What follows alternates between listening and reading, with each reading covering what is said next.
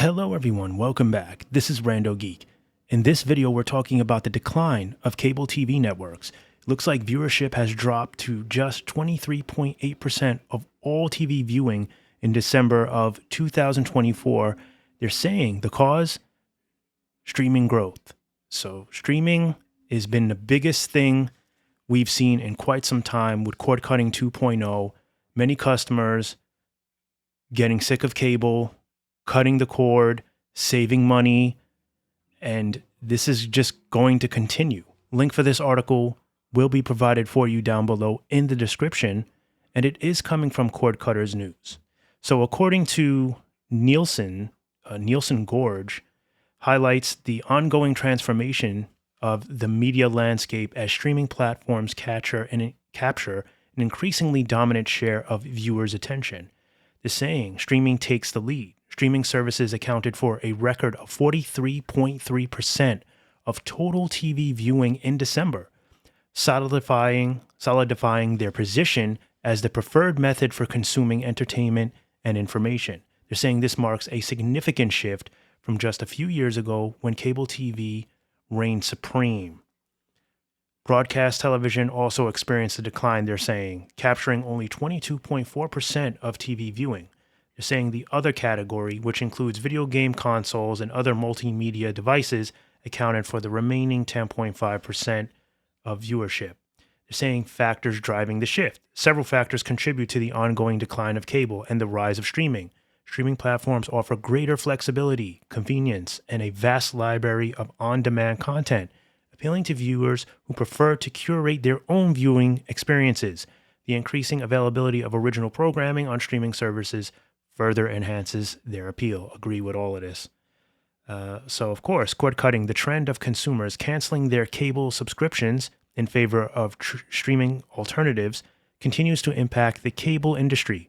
As streaming services become more affordable and accessible, more viewers are choosing to cut the cord and embrace the flexibility of online entertainment.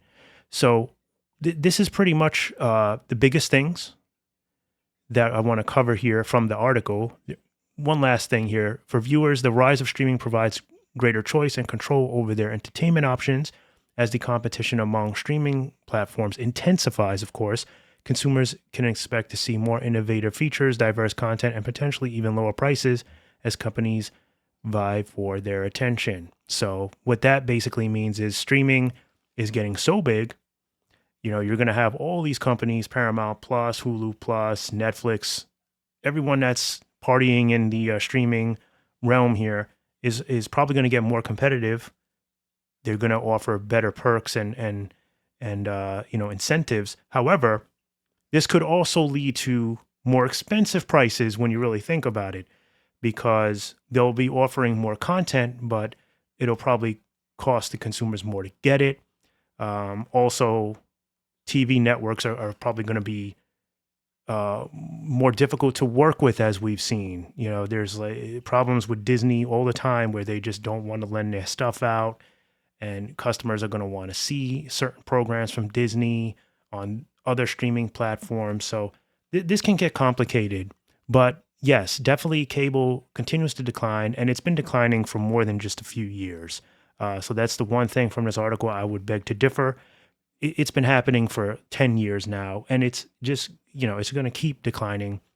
And there's a lot of reasons, right? There's number one reason, one of the number one reasons is price. People just aren't willing to pay that much for cable. And not only is it price, but it's also the fact that you do not have any control over what you're watching. You're literally turning it on, and it's whatever they play for you. And a lot of the times, it's just the same old thing, reruns, daily. It's really, there's nothing different, and there's nothing you can do about it. Now, with, cable, especially if you're using a streaming app version of it, you can add some movies and stuff. So like if you have the DirecTV app, you can search for movies and things to make it a little bit more, give you more choices, make it a more solidifying option for you.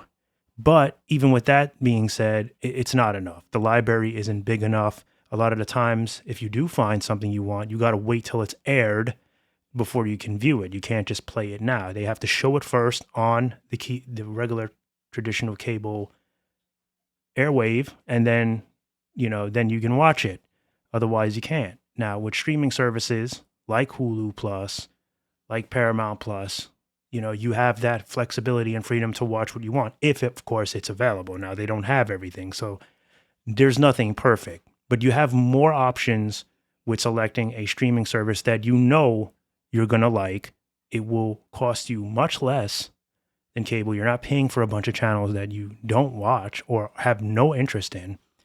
And this is why it's so common and popular. And the good thing about it is if you pay, say, I don't know, $7.99 a month for Paramount Plus, whatever the price is, when you're sick of it in a month or two, you just cancel it. There's no contracts, and you can go to Hulu Plus now, and you can watch that for a while, or you can go to Netflix and watch that. Obviously, like I said, the article suggests that it will become more competitive and offer better prices at some point. Perhaps, but I think we'll see more in the direction of prices going up, as we've been seeing, because it's becoming so in demand, because everyone is running from cable. They know that they have us. They know that they have the consumer, and that consumers are willing to pay, say, $10 for Paramount Plus because they don't want to pay $60 for cable that they're never going to watch.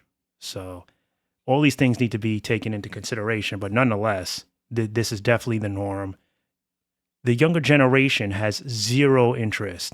I would say like 85%, 80 to 85% of the younger generation does not care about cable. There's going to be that 10 to 15%, maybe 20% if you're lucky, of younger people that grew up with cable in their household. So maybe they like it. Maybe they're okay with it.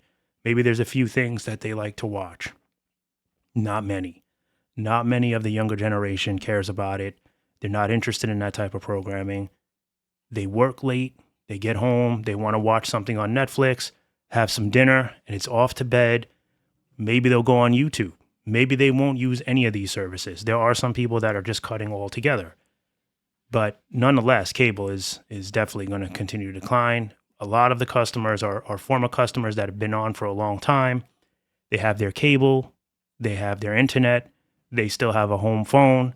When home phones are gone and that's no longer part of your package, then you have one more reason to leave and cut the cord. So, this is going to continue to happen. I'd say by the next 2 to 3 years, I think by 2029, AT&T is done with home phones.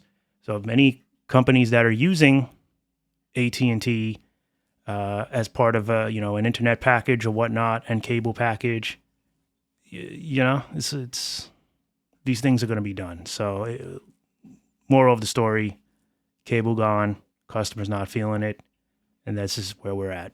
As always, thank you so much for stopping by and watching.